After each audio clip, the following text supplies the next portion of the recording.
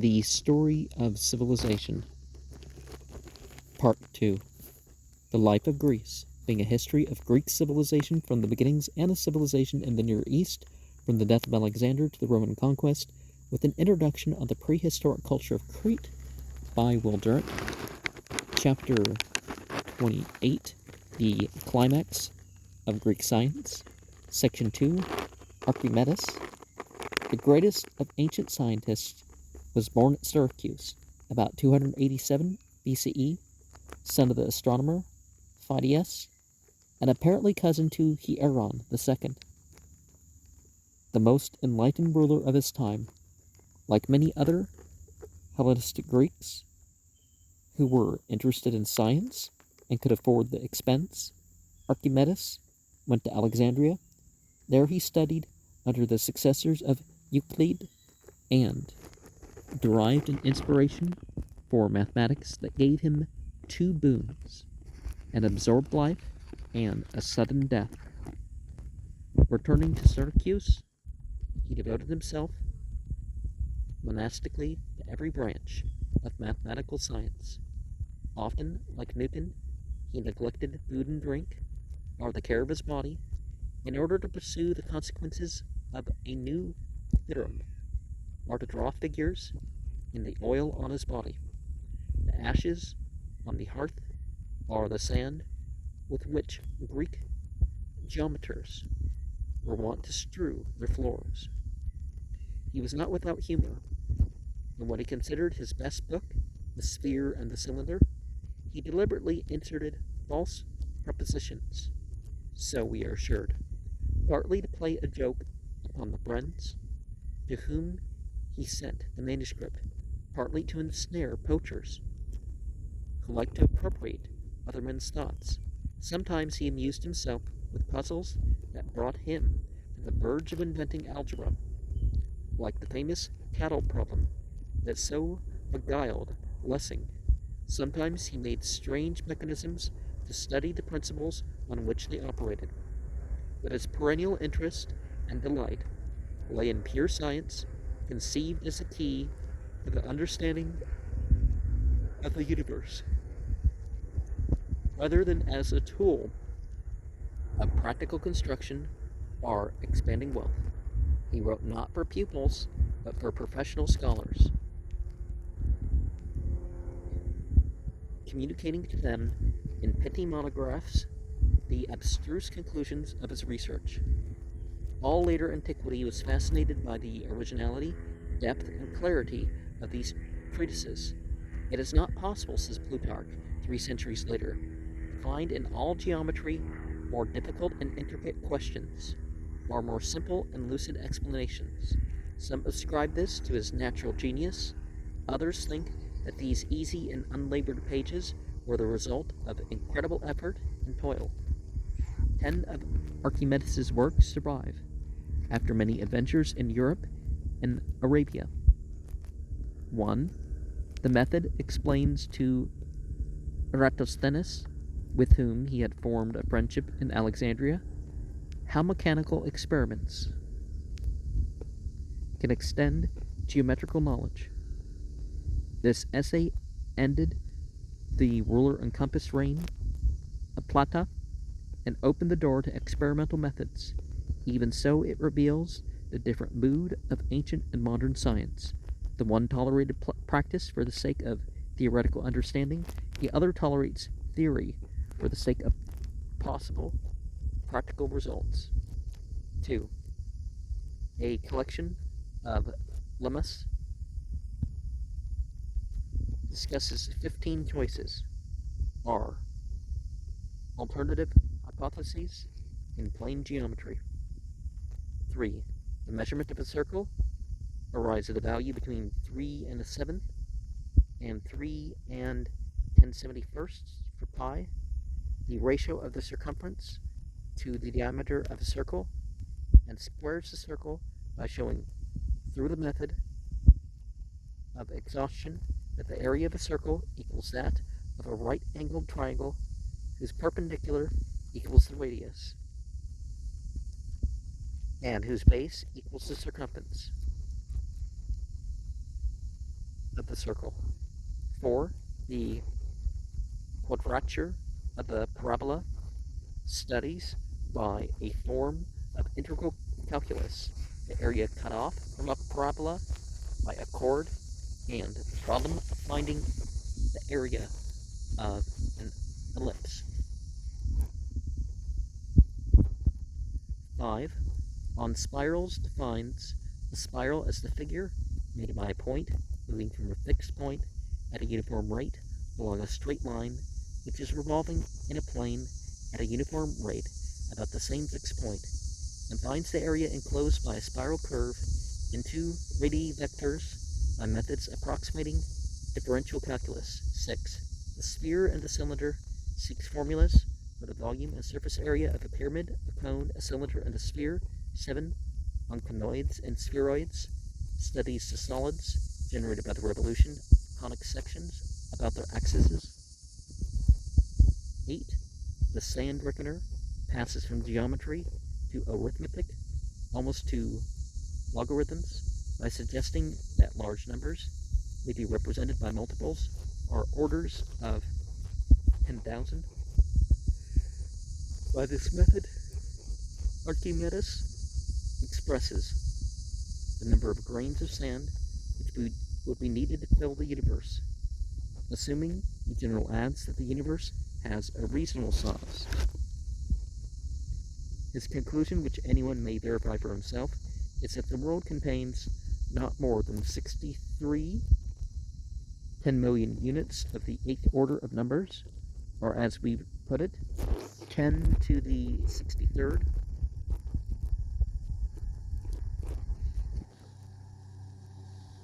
References to lost works of Archimedes indicate that he had also discovered a way of finding the square root of non-square numbers. 9.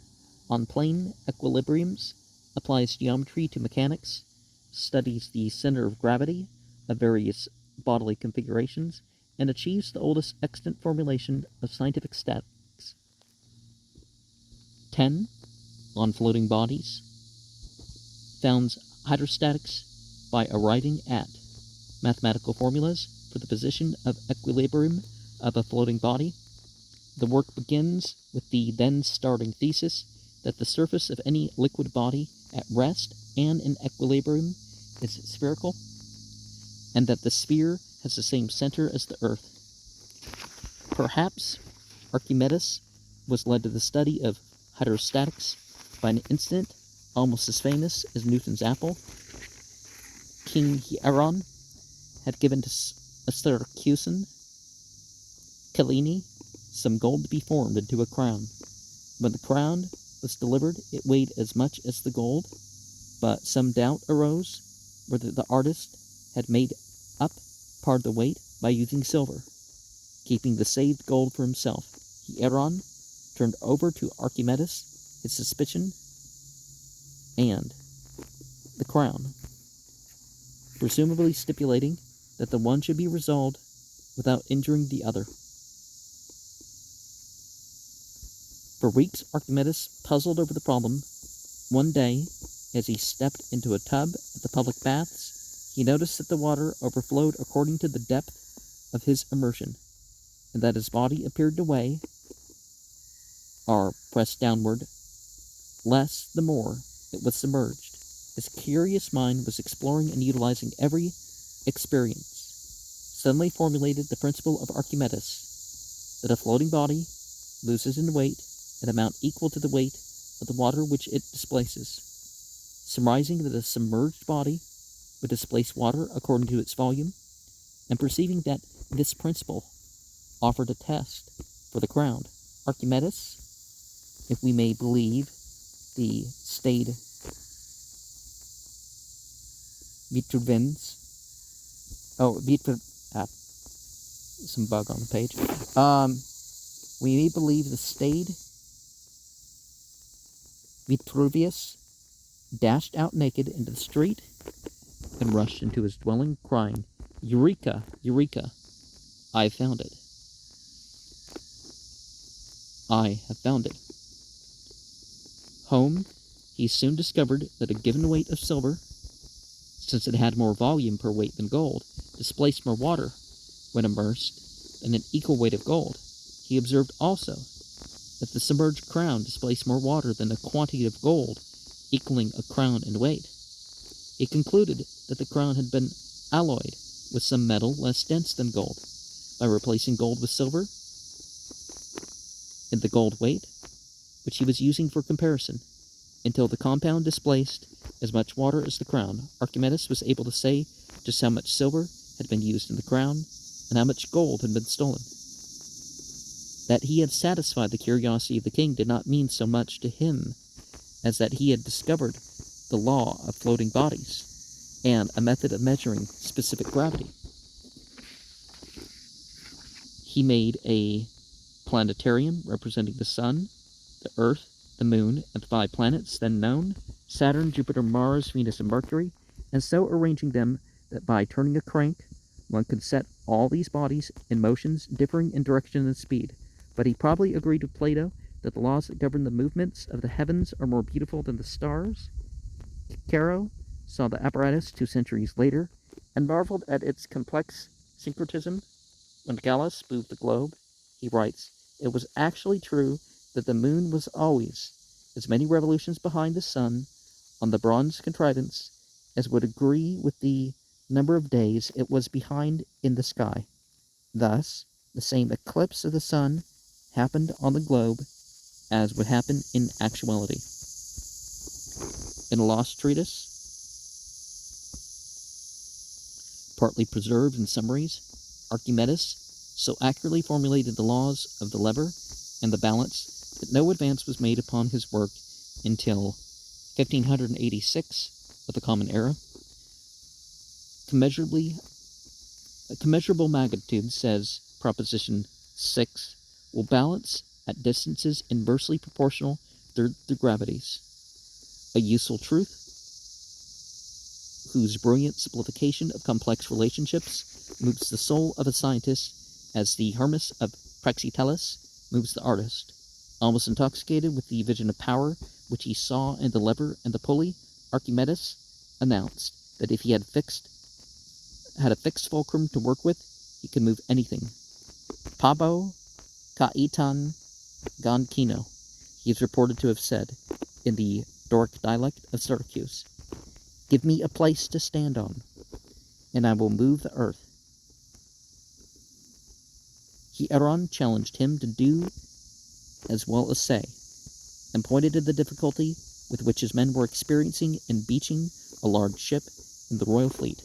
Archimedes arranged a series of cogs and pulleys in such wise that he alone, sitting at one end of the mechanism, was able to draw the fully loaded vessel out of the water onto the land. Delighted with this demonstration, the king asked Archimedes to design some engines of war. It was characteristic of the 2 men that Archimedes, having designed them, and that Hieron, loving peace, never used them. Archimedes, says Plutarch, and we have a translation of Plutarch's Lives on the channel, possessed so high a spirit, so profound a soul, and such treasures of scientific knowledge, that, though these inventions had now obtained for him the renown of more than human sagacity, he yet would not deign to leave behind him any writing on such subjects, but repudiating as sordid and ignoble every sort of art that lends itself to mere use and profit, he placed his whole affection and ambition in those purer speculations, where there can be no reference to the vulgar needs of life, studies whose superiority to all others is unquestioned, and in which the only doubt can be whether the beauty and grandeur of the subjects examined are the precision and cognitancy of the methods and means of proof most deserve our admiration. But when Hieron was dead, Syracuse became embroiled with Rome, and the doughty Marcellus assailed it by land and sea, though Archimedes was now a man of 75 in 212 BCE. He superintended the defense on both fronts. Behind the walls that protected the harbor, he set up catapults, able to hurl heavy stones to a considerable distance. The rain of projectiles was so devastating that Marcellus retreated until he could advance by night. But when the ships were seen near the shore, the sailors were harassed by bowmen, who shot at them through the holes that Archimedes' aides had perceived in the wall.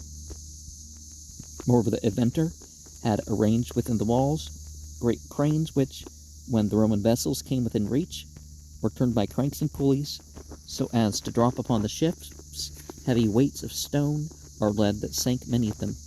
Other cranes, armed with gigantic hooks, grasped vessels, lifted them into the air, dashed them against the rocks, or plunged them end foremost into the sea. Lucian is our earliest, and not quite reliable, authority for the story that Archimedes set Roman ships on fire by concentrating the sun's rays upon them through the use of great concave mirrors.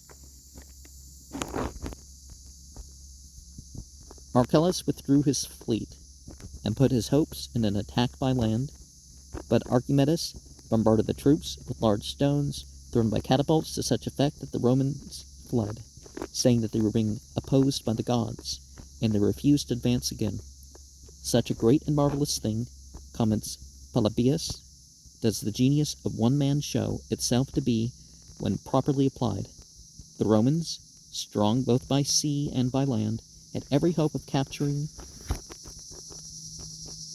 the town at once, if one old man of Syracuse were removed.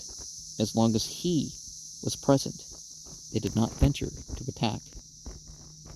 And it's been looked at, and I don't remember if it was one of the things proved possible or not. You know, the mirror thing. It sounds like it's possible, but not likely, right? Abandoning the idea of taking Syracuse by storm, Marcellus resigned himself to slow blockade. After a siege of 8 months, the starving city surrendered. In the slaughter and pillage that followed, Marcellus gave orders that Archimedes should not be injured.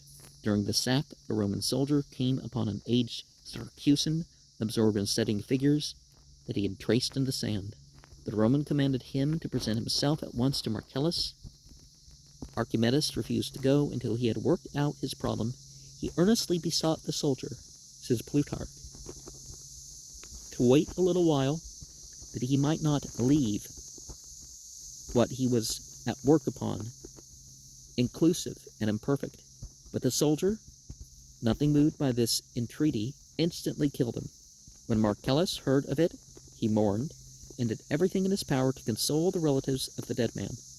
The Roman general erected to his memory a handsome tomb, on which was engraved, in accordance with the mathematician's expressed wish, a sphere within a cylinder, to have found formulas for the area and the volume of these great figures was, in Archimedes' view, the supreme achievement of his life. He was not far wrong, for to add one significant proposition to geometry is of greater value to humanity than to besiege or defend a city. We must rank Archimedes with Newton, and credit him with a sum of mathematical achievement unsurpassed by any one man in the world's history. But for the abundance and cheapness of slaves, Archimedes might have been the head of a veritable industrial revolution. A treatise on mechanical problems wrongly attributed to Aristotle, and a treatise on weights wrongly ascribed to Euclid, had laid down certain elementary principles of statistics and dynamics a century before Archimedes. Strato of Lampsacus, who succeeded Theophrastus as head of the Lyceum, turned his deterministic materialism to physics, and about 280 BCE formulated the doctrine that nature abhors a vacuum. When he added that a vacuum can be created by artificial means, he opened the way to 1,000 inventions. Ctesibius of Alexandria about 200 BCE, studied the physics of siphons, which had been used in Egypt as far back as 1500 BCE, and developed the force pump, the hydraulic organ, and the hydraulic clock. Archimedes probably improved and unwittingly gave his name to the ancient Egyptian water screw, which literally made water flow uphill. Philon of Byzantium, about 150 BCE, invented pneumatic machines and various engines of war. The quest of Greece brought this period of mechanical development to a climax and close. The philosophical tradition was too strong. Greek thought went back to theory, and Greek industry contented itself with slaves. The Greeks were acquainted with the magnet and the electrical properties of amber, but they saw no industrial possibilities in these curious phenomena. Antiquity unconsciously decided that it was not worthwhile to be modern.